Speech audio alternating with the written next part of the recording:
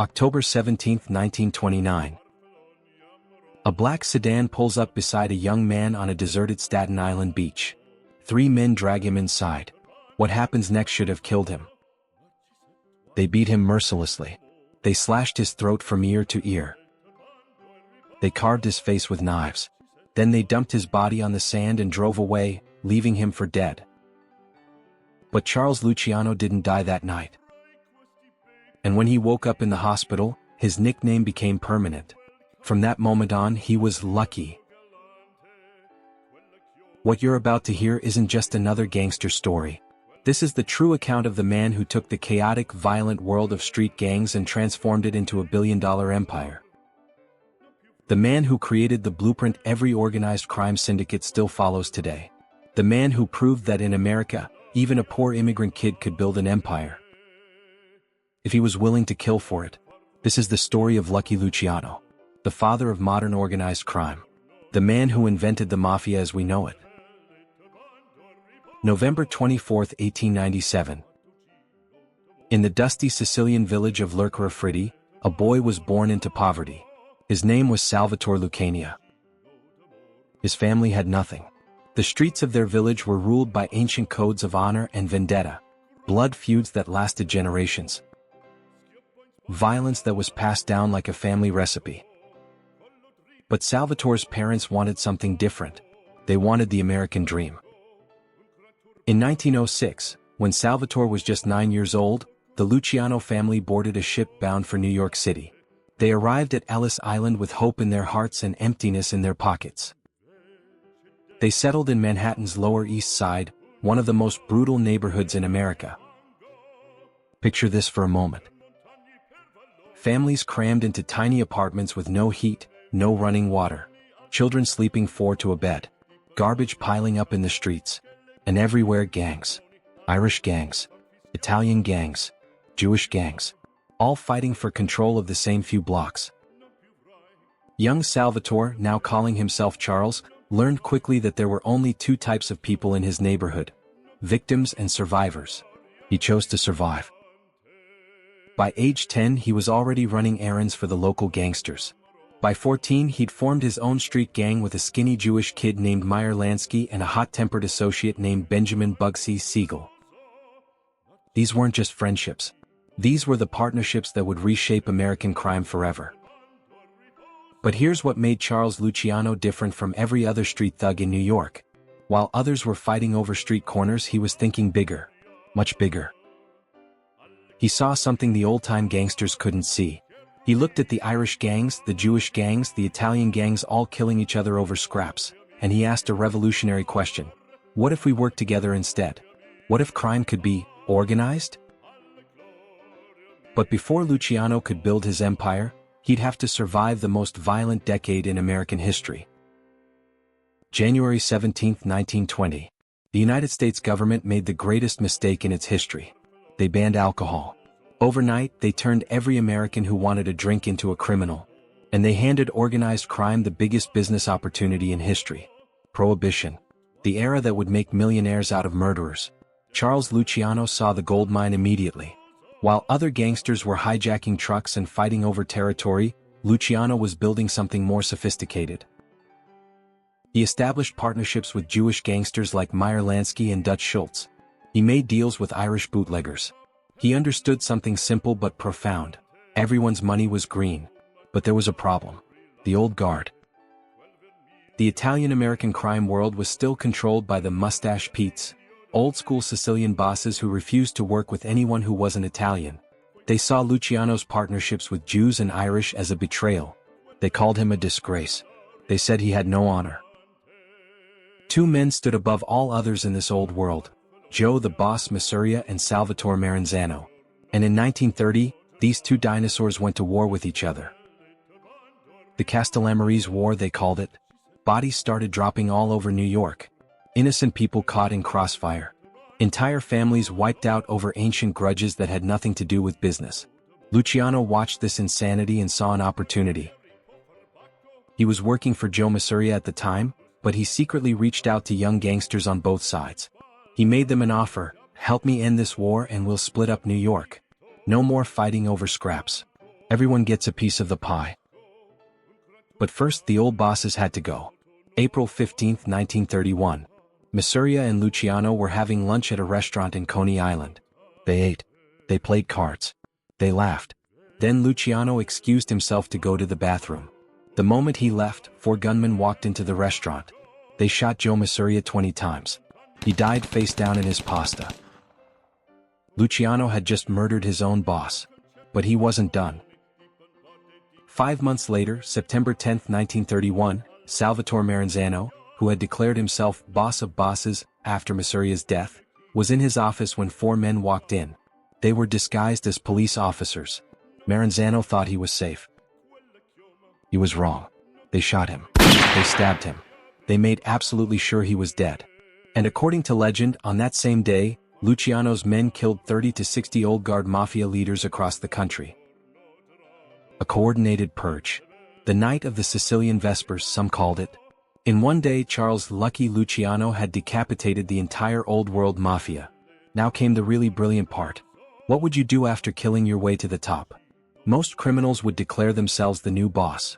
But Luciano understood something about power that made him a genius. The man at the top is always the target. Everyone wants to kill the king. So Luciano didn't become king. Instead, he invented something revolutionary, the Commission, a board of directors for organized crime. He divided New York into 5 families: Bonanno, Colombo, Gambino, Genovese, and his own Luciano family. Each family controlled different territories. Each family had autonomy. But they all answered to the Commission, which would settle disputes peacefully. No more wars. Just business. Think about that for a second. This was a street kid from Sicily who essentially created the first national crime syndicate. He applied corporate structure to the underworld. The mafia, as we know it today, was Lucky Luciano's invention. And the money started flowing like champagne. By the mid-1930s, Lucky Luciano was the most powerful criminal in America. His organization controlled bootlegging, gambling, loan sharking, and labor unions throughout New York and beyond. He lived in luxury hotels. He wore expensive suits. He dated showgirls and movie stars. But he made one critical mistake. He underestimated a young, ambitious prosecutor named Thomas Dewey. Thomas Dewey was everything Luciano wasn't. College-educated, righteous, convinced he was on the side of angels. He was appointed special prosecutor with one mission: bring down Lucky Luciano. But here's the problem. Luciano was too smart. He never touched the drugs himself. He never pulled a trigger personally. He insulated himself with layers of protection. Dewey couldn't connect him directly to bootlegging or murder. So Dewey went after him for something else: prostitution. In 1936, Dewey's investigators raided brothels across New York. They arrested madams, prostitutes, pimps. And they offered them a deal: testify against Luciano or go to prison. One by one they flipped. Prostitutes who had never met Luciano suddenly claimed he ran their operation. Madams who barely knew him testified that he was the mastermind of a massive prostitution ring. Was Luciano actually running a prostitution empire? Probably not. His real money came from gambling and labor racketeering. But that didn't matter. Dewey had his witnesses. He had his case. And he had a public hungry for justice. The trial was a sensation. Day after day, prostitutes took the stand and described a vast criminal network. Luciano's lawyers argued the women were lying, that they'd been coached. But the jury didn't care. This was Lucky Luciano, the most notorious gangster in America. Of course he was guilty. June 7, 1936. The verdict came down. Guilty. On 62 counts of compulsory prostitution. Lucky Luciano, the man who had cheated death on a Staten Island beach, who had outsmarted 2 mob bosses, who had created the modern mafia, was sentenced to 30 to 50 years in prison. He was sent to Clinton Correctional Facility, also known as Dannemora, New York's most brutal maximum security prison. He was 39 years old. His empire was over. Or was it? Here's where the story gets really interesting. Because even from behind bars, Lucky Luciano continued to run his crime family. He relayed orders through visitors. His acting boss, Frank Costello, took his instructions and executed them flawlessly. The money kept flowing. And then, in 1942, something extraordinary happened. World War II was raging. German U-boats were sinking American ships off the East Coast. The U.S. military was convinced Nazi spies and saboteurs were operating in New York's ports. They needed intelligence. They needed the docks locked down. There was only one man who controlled the New York waterfront, Lucky Luciano. Naval intelligence made a deal. Work with us, they said. Use your connections to secure the docks. Keep the German saboteurs out. Help us with the invasion of Sicily. And in return, after the war, we'll reconsider your sentence. Luciano agreed. And according to reports, his network did provide valuable intelligence during the war, particularly during the Allied invasion of Sicily in 1943. In 1946, New York Governor Thomas Dewey, yes, the same prosecutor who put him away, granted Luciano executive clemency on the condition that he be deported to Italy and never return to the United States. On February 9, 1946, Lucky Luciano walked out of prison. He boarded a ship bound for Italy. He never set foot in America again. But his story wasn't over. Picture Lucky Luciano in Italy. He's 49 years old, back in the country of his birth, supposedly retired from crime. He settles into a luxurious apartment in Naples. He takes meetings with Italian politicians and businessmen. He's supposed to be living out his days in peaceful exile. But here's what really happened. From Italy, Luciano became the crucial link between the American and Italian mafias. He helped establish the heroin trafficking routes that would plague America for decades. In 1947, he slipped into Cuba, just 90 miles from the United States, and held a summit meeting with American mob bosses. When U.S. authorities found out, they pressured Cuba to kick him out, and he returned to Italy. The man couldn't stop. Crime wasn't just what he did. It was who he was. For the next 16 years, Luciano lived in Italy, always under surveillance by both Italian and American authorities. He gave interviews claiming he was reformed. He wrote his memoirs, heavily sanitized of course. He maintained his innocence on the prostitution charges. He portrayed himself as a businessman who'd been framed. And then, on January 26, 1962, Lucky Luciano went to Naples airport to meet a producer who was making a movie about his life. While waiting, he collapsed. Heart attack. He was 64 years old. The man who had survived a throat-slashing, countless attempts on his life, prison and exile, died quietly in an airport. His body was eventually allowed back to the United States, the one return trip he was permitted. He was buried in St. John's Cemetery in Queens, New York. Thousands attended his funeral. But here's the question we need to ask. What's the real cost of Lucky Luciano's legacy? Yes, he was brilliant. Yes, he revolutionized organized crime. But let's be absolutely clear about what that means. Luciano's innovation wasn't creating a better product or building a service people needed.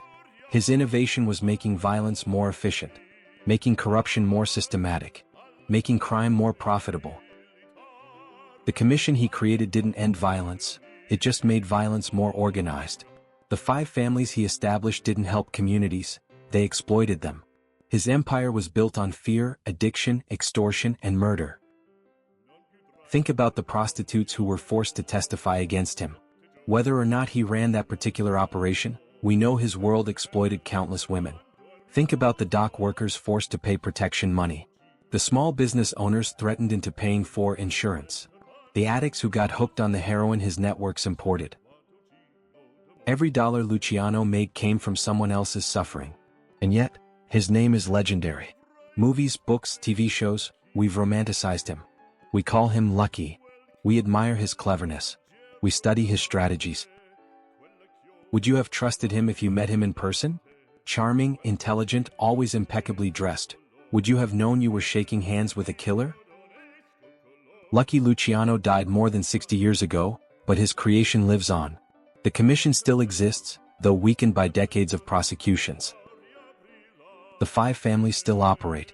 The template he created, organize, cooperate, diversify, is used by criminal organizations worldwide. He proved that crime could scale, that violence could be bureaucratized, that evil could be incorporated. That's his legacy. Not the sharp suits or the clever nickname. Not the survival story or the rags to riches arc. His real legacy is showing that crime could be treated as just another business. So here's my question for you. Do you think justice was truly served in this case? Luciano spent only 10 years in actual custody. He died wealthy, comfortable, and famous. Meanwhile, the damage his organization caused continued for generations. The drug routes he established still poison communities. The corrupt systems he built still operate. Was 10 years enough? Could any sentence be enough? Let me know in the comments what you think. And here's another question. Given what we know about organized crime today, has anything really changed since Luciano's time? Or did he just teach criminals how to wear better suits while doing the same terrible things? If this story made you think differently about organized crime, hit that subscribe button.